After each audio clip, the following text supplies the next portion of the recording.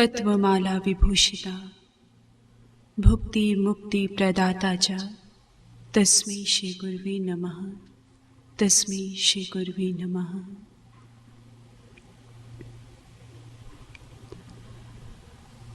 परमात्मा द्वारा रचित ये सुंदर सृष्टि कितनी अनुपम, कितनी सारगर्भित एवं कितनी प्रेरणादायक नजर आती है। और मानव यदि इस सृष्टि से चाहे तो किसी भी प्रकार की सीख को प्राप्त कर सकता है। ऐसी ही प्रभु की अनेकों रचनाएं मानव को सुंदर संदेश, सुंदर सीख दिया करती है। जैसा कि आपने आकाश में उदित होते हुए सूर्य नारायण को देखा होगा। जिस समय सूर्य नारायण इस धरती पर अपनी किरणों को भेजते हैं तो उस समय विचार करें, क्या वो किरणें सदा सदा के लिए इस भूमि पर ही रह जाया करती हैं? चंद्रमा जिस समय अपनी शुभ्र चांदनी को इस धरती को नहलाने के लिए भेज दिया करता है तो उस क्षण क्या वे चांदनी सदा सदा के लिए धरती पर ही व्याप्त हो जाया करती है? सागर की लहरों को देखें तो सागर की लहरें जिस समय संपूर्ण बल के साथ आगे बढ़ती हैं, तट को छू लेने की तमन्ना है। और जब तट को छूने के लिए आगे बढ़ी, तट को स्पर्श किया, तो क्या सदा सदा के लिए तट की होकर रह गई? नहीं, कदापि नहीं। अपितु सत्य क्या है? सांझ ढले सूर्य की किरणें सूर्य में ही समाहित हो जाया करती है और चांद की चांदनी चांद में जाकर ही शांति को प्राप्त करती हैं। सागर की लहरें पुनः सागर में ही समा जाया करती हैं। ये समस्त दृष्टांत इंगित करते हैं कि ठीक इसी प्रकार से हुआ करता है। अंश सदैव अपनी अंशी की ओर ही अपने मन चित्त को एकाग्र किया करता है, उसके ओर ही बढ़ा करता है। आपने अग्नि को प्रज्वलित होते हुए देखा होगा। अग्नि को आप किसी भी प्रकार से क्यों ना जलाएं, चाहे आप लकड़ी को सीधा खड़ा कर उसे नीचे से आग लगाइए या ऊपर से प्रज्वलित कीजिए। अग्नि यदि प्रज्वलित हो गई तो फिर वे कभी नीचे की ओर मुख नहीं करती, उसका रुख सदा सदा ऊपर ही हुआ करता है। आप जल को कितनी भी ऊंचाई से क्यों ना गिरा दें, वे कभी ऊंचा नहीं उठता। जल सदैव अपने स्रोत सागर की ओर ही, नीचे की ओर ही बहा करता है, अर्थात अंश और अंशी का प्रेम। परंतु जहां हमने इतनी रचनाओं के विषय में श्रवण किया, तो वहीं परमात्मा द्वारा रचित एक सर्वोत्कृष्ट रचना, जिसे क्राउन ऑफ द क्रिएशन कहा गया, वह कौन है? वह ये मानव, पंचभूतीय तत्वों से बना ये मानव शरीर, जिसे कि परमात्मा ने अपने सर्वोत्कृष्ट कलाकृति का नाम दे दिया। और निस्संदेह ये मनुष्य का भी परम सौभाग्य है कि उसे परमात्मा का अंश होने का सुंदर अवसर प्राप्त हो पाया। गोस्वामी तुलसीदास जी भी बताते हैं, ईश्वर अंश जीव अविनाशी, अर्थात ये मानव उस परमात्मा की कलाकृति है, उस परमात्मा की सर्वोत्कृष्ट रचना है, अर्थात इस अंश का अंशी वो ईश्वर, वो परमात्मा है।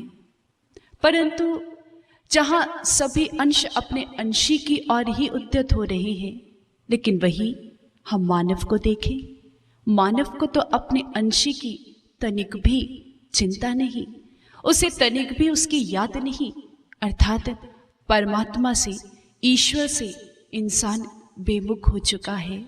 उसने अपने मुख को ईश्वर की ओर से मोड़ लिया और इंसान की दास्ता क्या है किसी शायर ने बहुत सुंदर कहा कि मनुष्य किस काम के लिए आया था इस धरा पर, और उसने अपनी दास्तां यदि लिखी तो किस तरह से।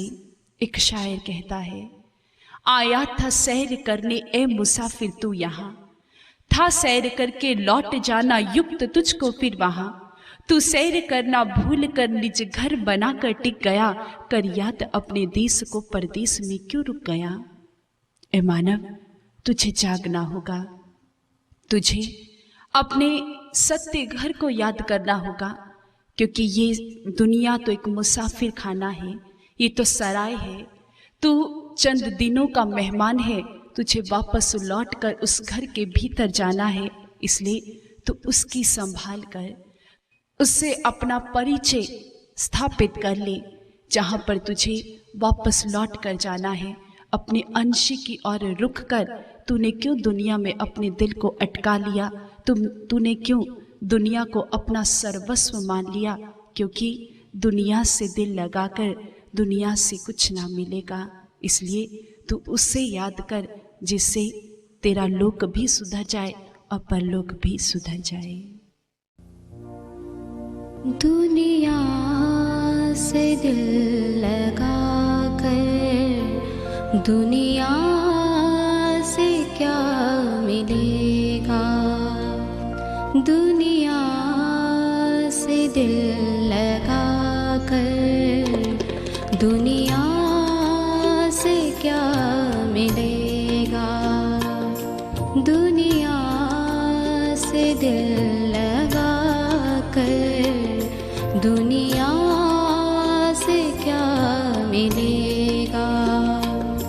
तू याद से किए जा, तू याद से किए जा, तुझको प्रभु मिलेगा। दुनिया से दिल लगा कर दुनिया से क्या मिलेगा। दुनिया से दिल लगा कर दुनिया से क्या मिलेगा। स्वामी रामकृष्ण परमहंस। वे जिस समय सत्संग प्रवचनों को सुनाया करते तो उस समय वे एक बहुत सुंदर कथा कहा करते थे। वे कथा क्या थी? वे बताते कि एक बार एक स्त्री, उसे अपने एक संबंधी के द्वारा अपने पति की मृत्यु का हृदय विदारक समाचार प्राप्त हुआ। जैसे ही समाचार प्राप्त हुआ तो समाचार प्राप्त होते ही वे रुदन नहीं करने लग गई, अपितु उसने झट से बहुत सावधानी से अपनी नाक से नथ को उतारा और उस नथ को उतारकर वे अपने साड़ी के पल्लू में बांध लेती है। जैसे ही साड़ी के पल्लू में बांधा तो अब उसे सहीज कर रख लिया और तद उपरांत अब वे जोर जोर से रुदन करने लगी, बहुत प्रकार का विलाप करने लगी कि हाय मेरी मैया, मेरे प्राणेश्वर, मेरे प्राणा आधार, मेरे जीवन आधार चले गए। अब मैं किस प्रकार से इस दुनिया में जीवन को व्यतीत करूंगी, मैं कैसे इस दुनिया में रह पाऊंगी।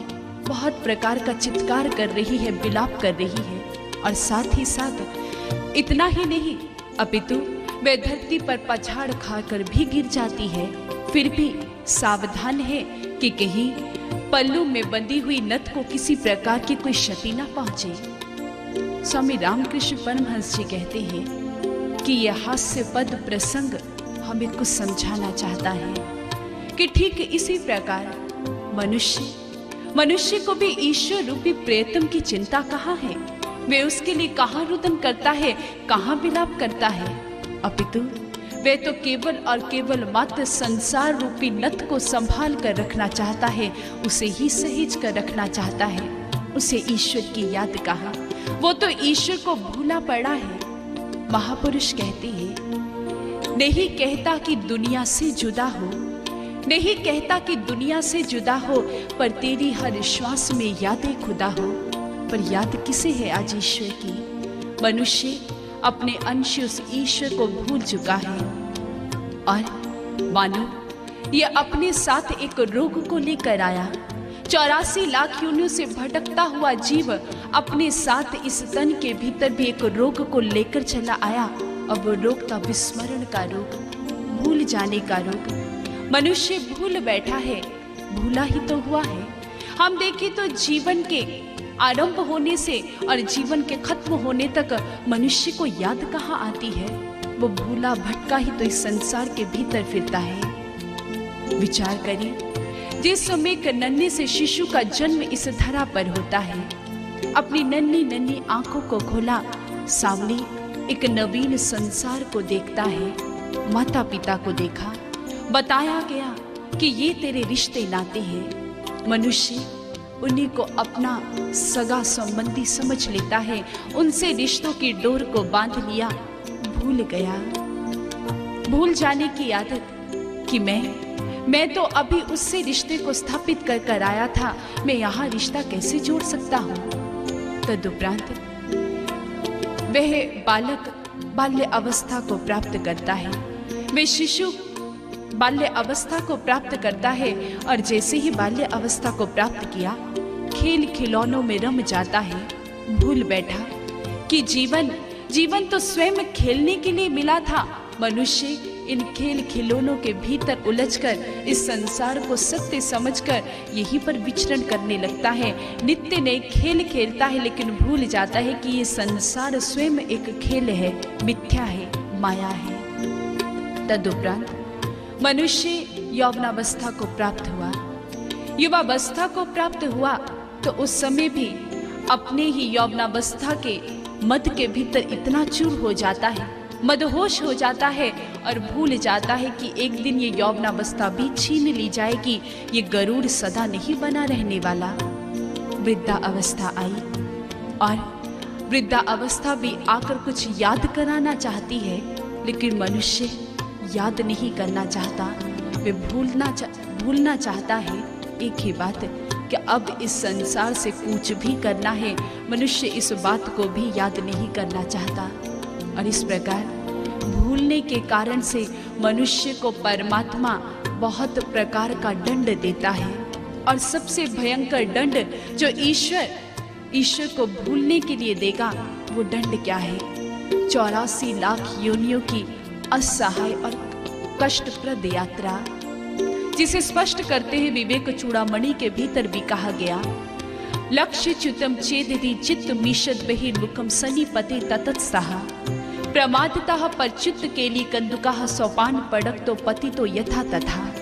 अर्थात जिस प्रकार से असावधानी पूर्वक एक गेंद जिस समय सीढ़ियों पर गिर जाया करती है, तो वह निरंतर एक सोपान से दूसरे सोपान अर्थात एक सीढ़ी से दूसरी सीढ़ी और दूसरी सीढ़ी से तीसरी सीढ़ी पर निरंतर गिरती ही चली जाती है, कभी ऊंची नहीं उठ पाती।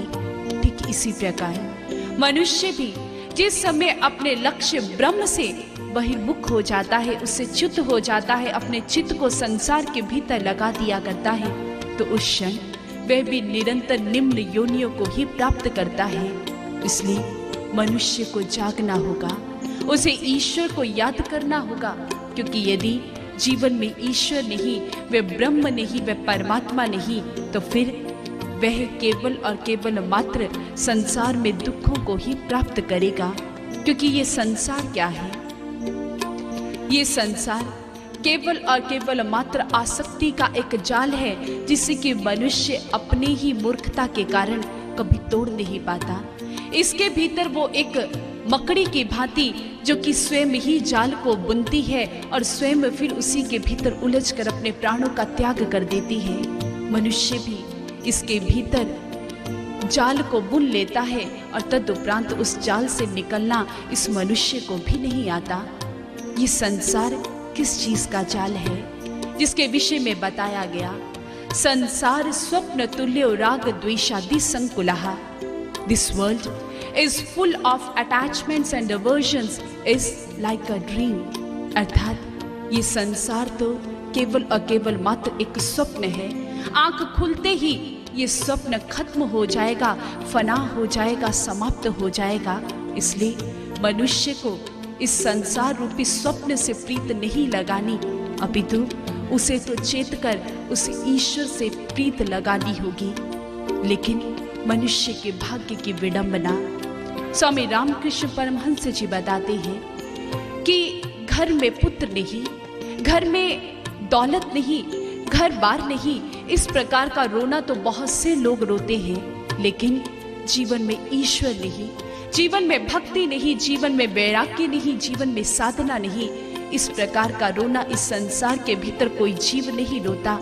इस कारण से ही उसे संसार के भीतर रोना पड़ता है। इसलिए मनुष्य जाग और अपने उस ईश्वर को याद कर, क्योंकि ना दौलत से, ना दुनिया से, ना घर को आबाद करने से तसल्ली दिल को मिलती है, खुदा को याद करने से, खुदा को याद करने से।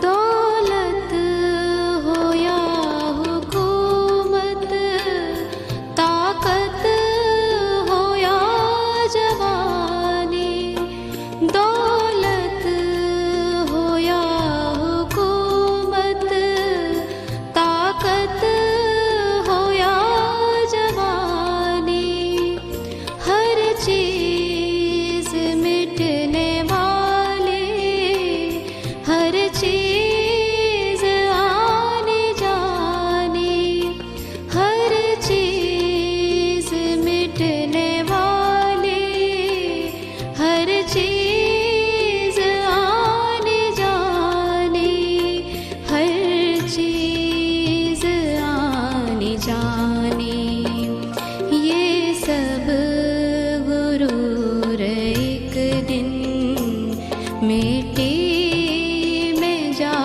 मिलेगा, ये सब गुरूर एक दिन मिट्टी में जा मिलेगा। तू याद उसे किए जा, तू याद उसे किए जा, तुझको प्रभु मिलेगा। दुनिया से दिल लगा कर, दुनिया से क्या मिलेगा, दुनिया से दिल लगा कर, दुनिया से क्या मिलेगा। बालक जिस समय अबोध अवस्था के भीतर होता है, तो उस क्षण वो मिट्टी से खेल को खेला करता है, और इस खेल को खेलते खेलते वह मिट्टी के बहुत प्रकार के खिलौनों का निर्माण करता है। मिट्टी का हाथी बनाया, मिट्टी का घोड़ा बनाया, मिट्टी का मकान बनाया। लेकिन वह बालक सजग है, जानता है कि जिस समय खेल समाप्त हो जाएगा तो क्षण करना क्या है। जैसे ही खेल समाप्त होता है, वह बालक झट से जानता है कि ये मिट्टी की चीजें हैं, सत्य नहीं है। पुनः क्या करता है, उन चीजों को तोड़ देता है, उन वस्तुओं को तोड़ देता है, और तदुपरांत उन्हें मिट्टी में ही मिला देता है। माटी माटी में ही मिल जाया करती है। परंतु मनुष्य जैसे जैसे बड़ा होता है, जैसे जैसे उम्र की सीढ़ियां चढ़ता है, तो उस समय अबोध जहां था वह बालक, अब तो उसे कुछ बोध कर लेना चाहिए था, लेकिन वह अभी भी अबोध बना रहता है। आज भी मानव कितना भी बड़ा क्यों ना हो जाए, वे कितनी भी उम्र को क्यों ना प्राप्त कर ले, लेकिन आज भी ये माटी का खेल तो चल ही रहा है। कैसा खेल?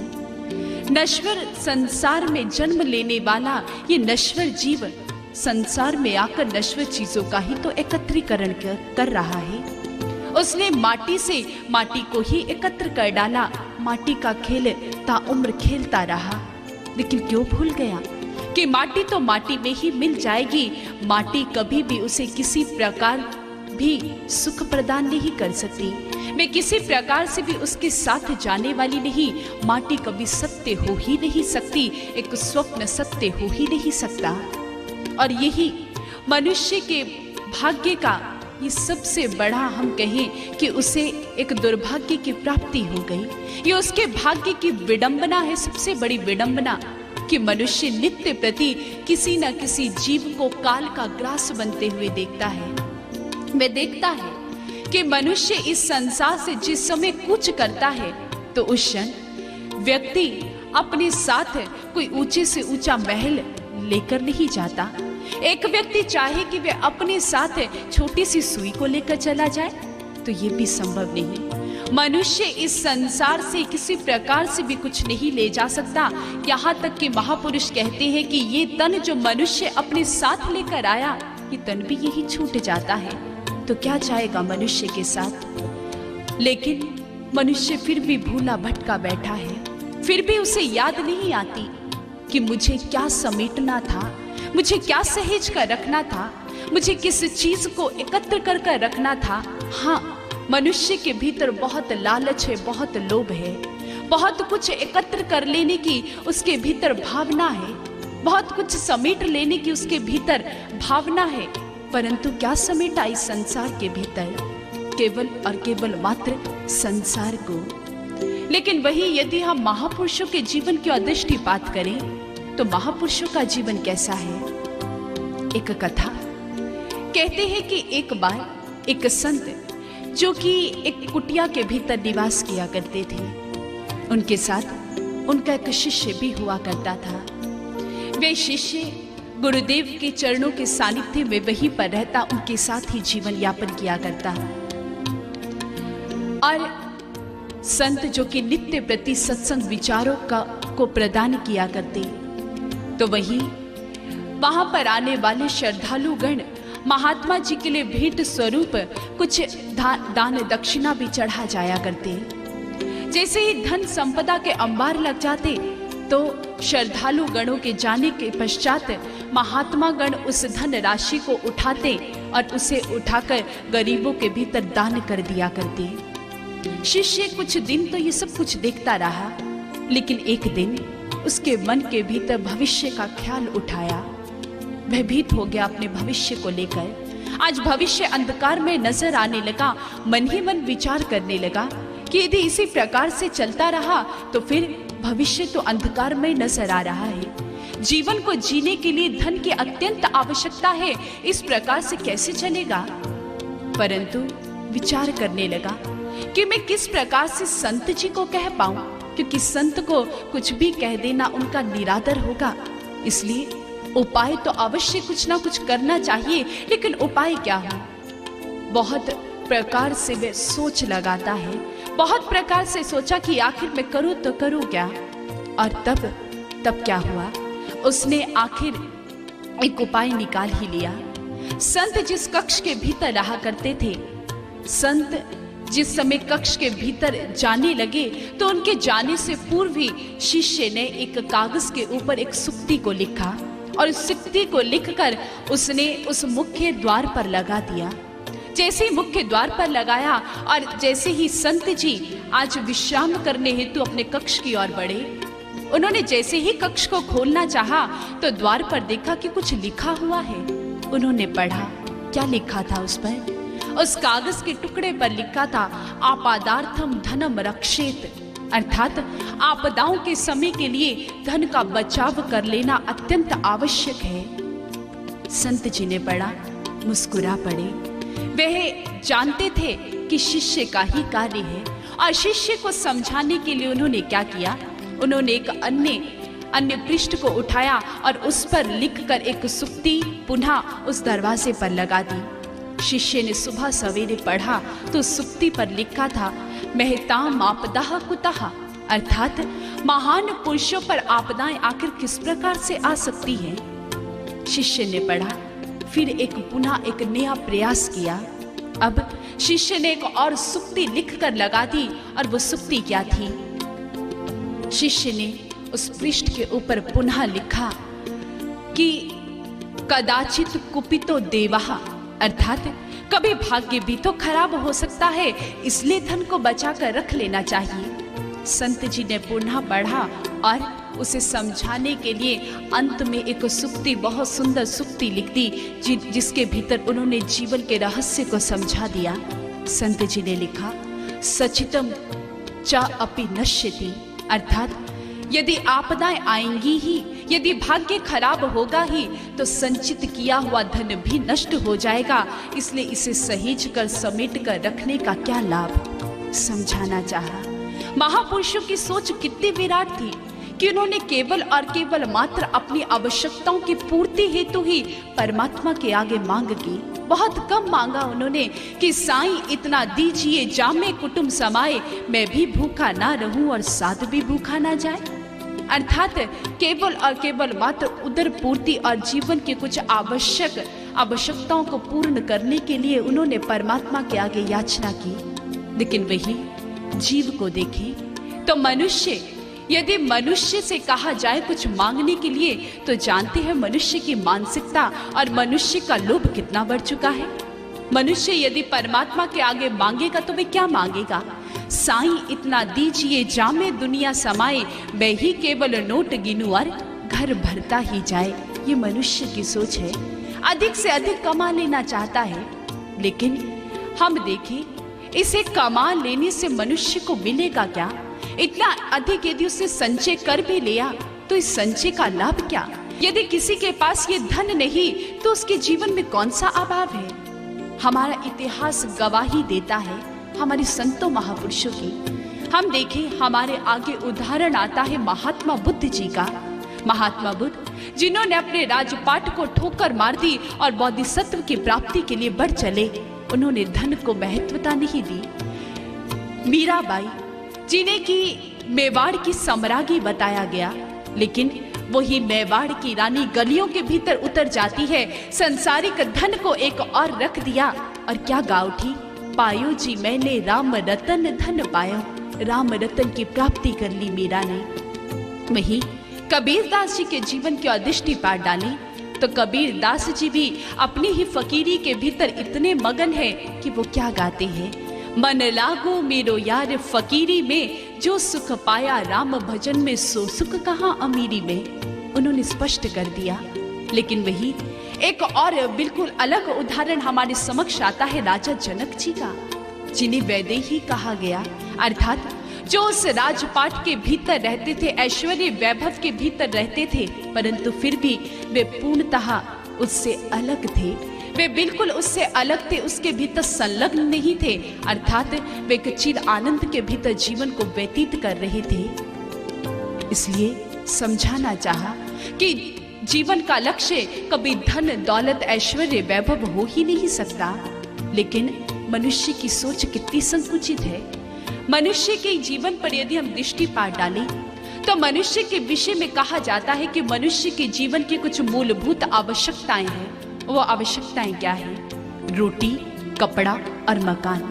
खाने के लिए उसे अन्न मिल जाए, सोने के लिए उसे एक अच्छा सा घर मिल जाए, अपने सर को बचाने के लिए उसे अच्छा सा घर मिल जाए और तन को ढकने के लिए वस्त्र मिल जाए। जीवन की इतनी ही आवश्यकताएं हैं। लेकिन कब मनुष्य की आवश्यकताएं बढ़ती चली गई, कब इन आवश्यकताओं के भीतर गाड़ी, मोबाइल फोन, कंप्यूटर्स, एसीज इत्यादि जुड़ते चले गए, मनुष्य को भी पता नहीं चला।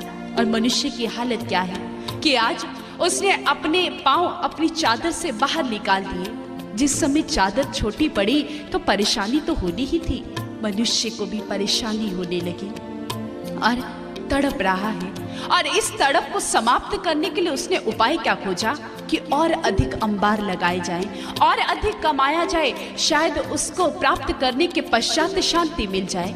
मनुष्य सिक्कों की चमक को प्राप्त कर लेना चाहता है, लेकिन भूल बैठा कि इन्हीं सिक्कों की चमक ने रावण और सिकंदर जैसों को भी अंधा कर डाला।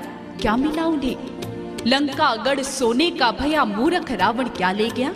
याद रख, सिकंदर के हौसले तो आली थे, जब गया था दुनिया से तो दोनों हाथ खाली थे। क्या ले गया सिकंदर?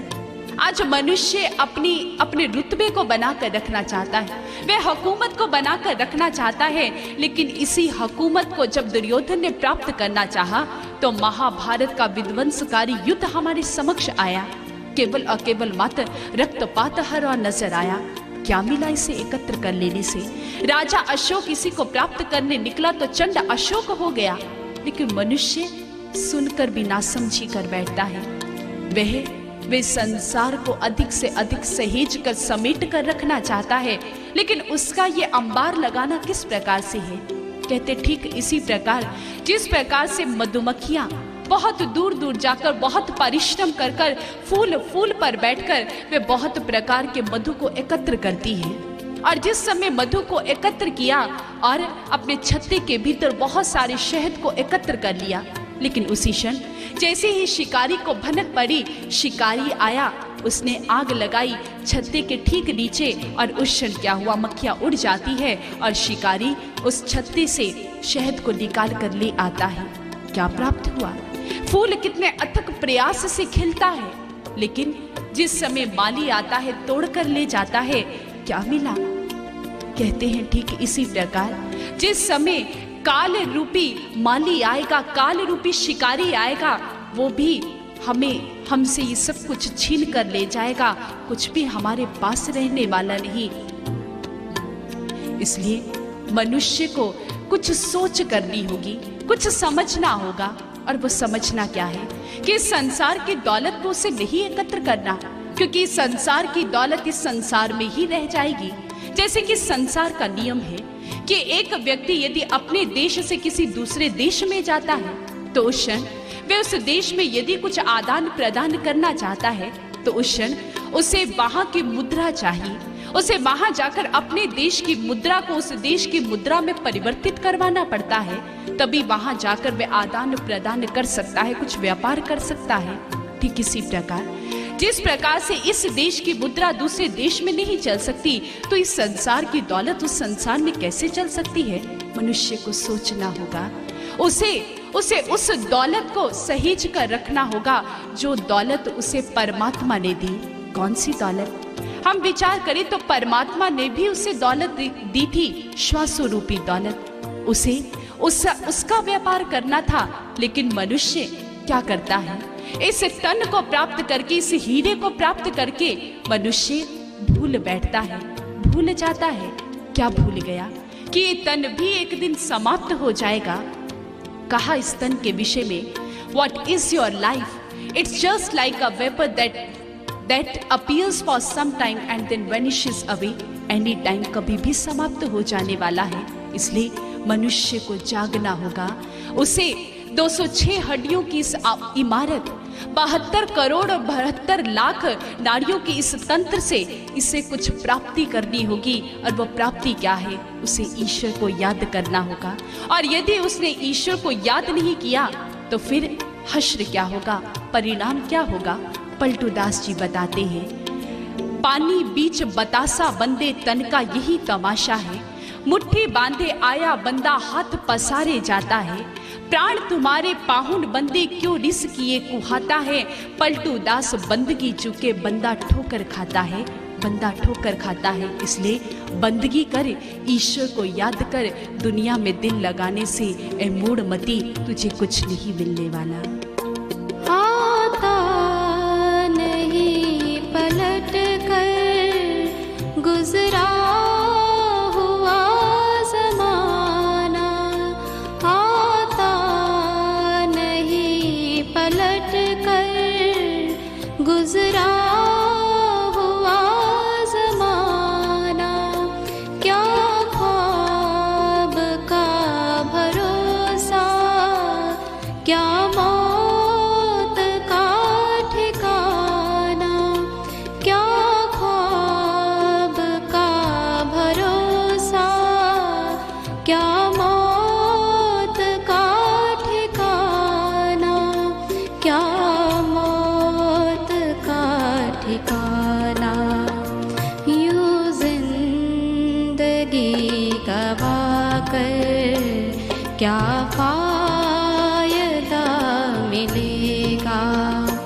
यूं जिंदगी गवा कर क्या